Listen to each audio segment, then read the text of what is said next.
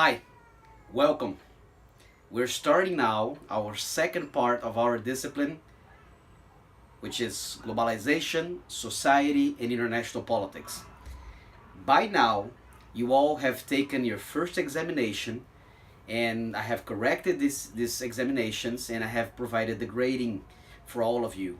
And now, we're going to start our second portion of our classes, which will focus predominantly on current issues in the macro systemic area of international relations. You have read an article recently about the nature of terrorism, and that's exactly what we're going to be focusing today in our video lessons.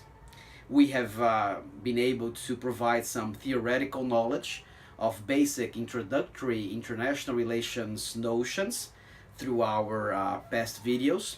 And now we're going to be starting to go a little bit deeper into these current affairs which affect tremendously international politics today.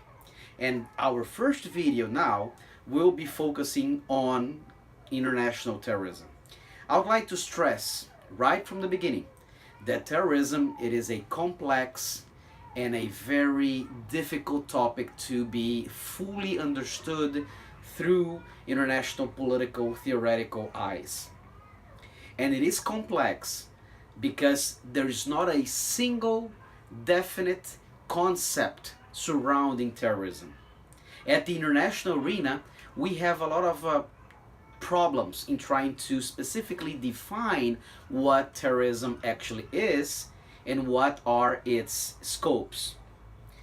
Therefore, we try to understand terrorism by crossing out exactly what terrorism is not.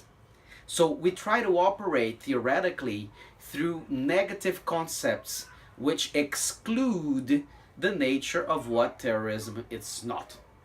Whenever we think about terrorism, we immediately and automatically think about the Twin Towers or about the dreadful Boko Haram kidnapping of young girls in Nigeria.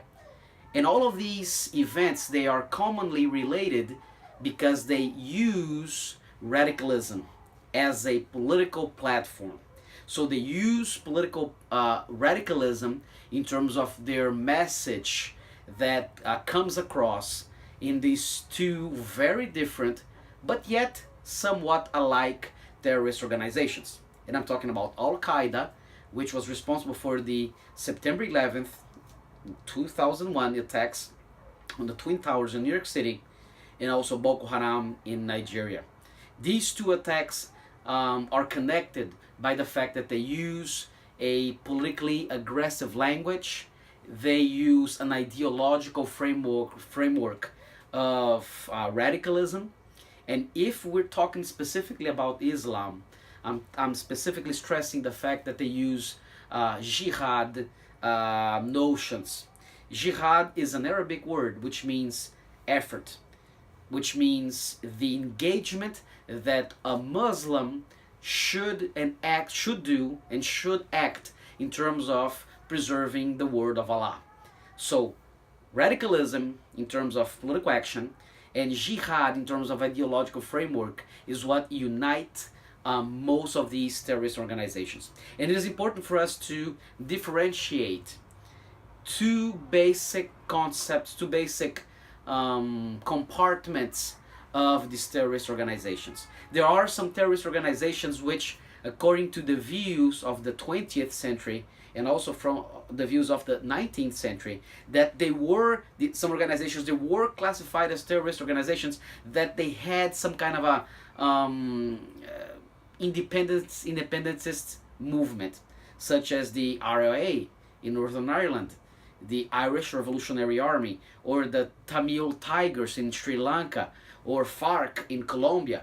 So these groups, they were closely related to the fact that they fought against their national states and they wanted to actually bring forth political change through radicalism.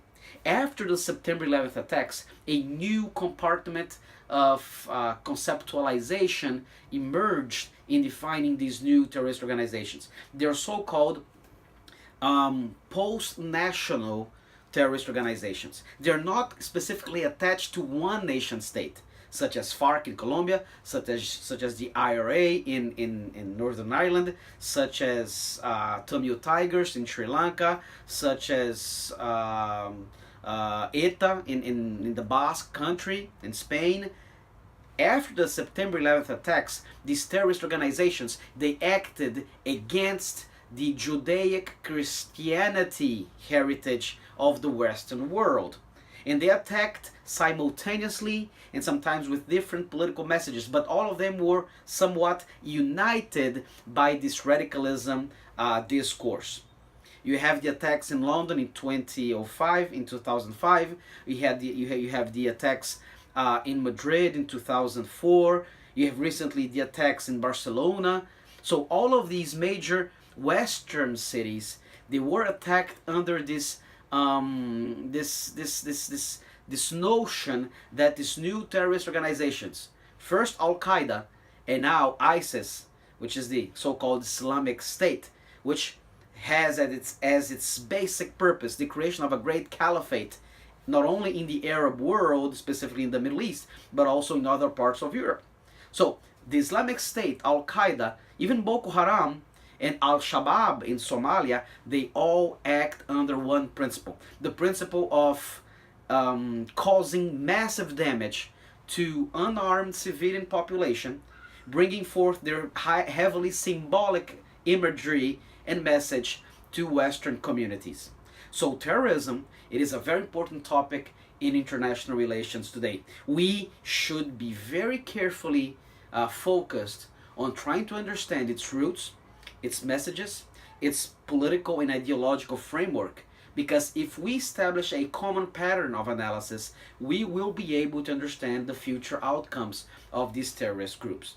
So, once you read the article which I have provided in the Moodle platform, you will be able, I'm sure that you all have read it already by now, you will be able to better understand these realities, and you'll be able to understand clearly how they operate and how they bring forth their message of radicalism, of intolerance, and of bringing forth a diminishing concept of the West into international relations. Pay attention to our next videos and keep focused, and I'm sure that on our next video we will be able to bring another very important topic in current international politics, so that we can bring forth a very interesting analysis of our discipline. Thank you very much.